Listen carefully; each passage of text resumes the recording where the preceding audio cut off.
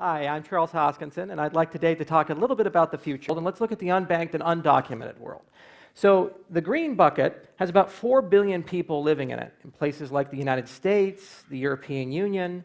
And then we look at places like China, we look at places like India and Brazil, and we start moving into the unbanked and undocumented world. Blockchains, decentralized transaction systems, and smart contracts. What in the world do I mean? Let's go through them. Let's talk about blockchains first.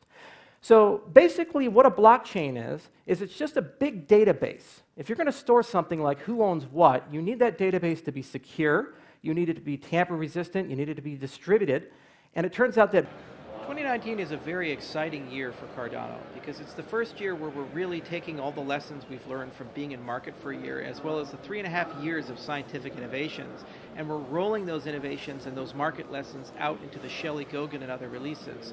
So very shortly, in the second quarter, third quarter, and fourth quarter, we're going to see full decentralization, we're going to see smart contracts, and a lot of infrastructure that's going to allow Cardano to achieve its dreams of being interoperable and scalable being put into place. So throughout this whole year, it's going to be a lot of development work, a lot of effort, but it's going to be quite rewarding, and it's quite humbling to see more than 40 scientific papers, 20 of which have gone through peer review, actually work their way from lab to reality and help solve real problems and help build a real ecosystem, which has no loyalty to the legacy system. So literally everything is going to be rebuilt over the next 10 or 20 years. So there's going to be new KYC and AML systems, new lending systems, new insurance systems, new notions of property registration, new notions of business registration, completely different ways of handling remittances. It's a real revolution in terms of investment banking and finance in general. We'll unfortunately see the consequences of a lack of control, of anarchy. There will be scams. There will be plenty of people who run around and defraud people because they know they can. I think this is going to be one of the great fun challenges to explore. If we can accomplish that by 2030, I think that the cryptocurrencies will have become the greatest innovation of the last 500 to 1,000. Imaginary tokens, who's going to buy them? Will they ever achieve liquidity? And even if they do that, the government will just shut it all down. So I didn't take it too seriously until about 2 years later, right around 2013, when I noticed that despite the fact that the system had taken many hits and scandals and other issues, that it exhibited a tremendous amount of resiliency. And then from there, I said, boy, it would be really interesting for me to do something in this space. But I didn't know anybody. So I remember an old adage one of my professors said, which is those who cannot do, teach.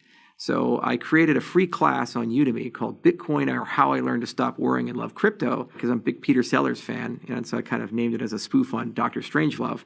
And I just created a bunch of free lectures. I released them as a Creative Commons license, and I expected maybe a few hundred people to take the class.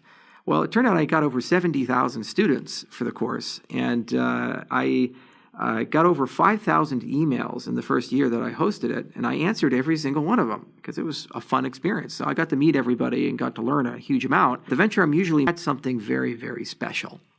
The problem is then, now we have momentum, we have something special, we have a group of people that are willing to do it. You very naturally go to the next question, which is, how do you do it? Where do we do it? How do we execute? And that was the hard part, the devil in the details behind Ethereum. And track what am I spending? So could you imagine a future where all of your assets live in a wallet, a digital wallet, where you have some tokenized gold and tokenized stock, but even more exotic things like tokenized airline miles? Or maybe you tokenize your house and sell part of it. It's like a reverse mortgage and you have some tokens in there. Maybe you pre-sell your labor and you put it there. And then when you go into Starbucks or to McDonald's or any of these places, they always will charge, let's say, in dollars.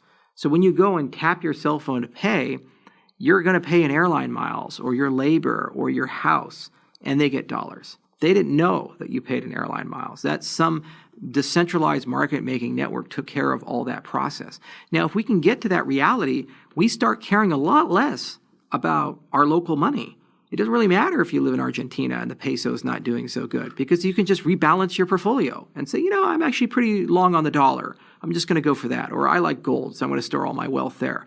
So now what we've done is we have taken a person where their financial life is determined by geography, and we've now put them in the driver's seat of their financial life. They get to make the final say about their portfolio and how they store their assets. And by the way, every single one of these assets are going to be secure, they're going to be well accounted for, they're going to be free of fraud or a lot more resistant to fraud. They're going to move at the speed of light. You're going to be able to buy and sell them at a fair price. And there's no longer a siloing effect that occurs where your equities live here and your bonds live here and your currencies live there and your commodities live there. They're all just treated as the same under the same type of protocol, and they flow just as fast as email. If we can accomplish that by 2030, I think that the cryptocurrencies will have become the greatest innovation of the last 500 to 1,000 years since the invention of banking and the invention of the printing press. And that'd just be an amazing future.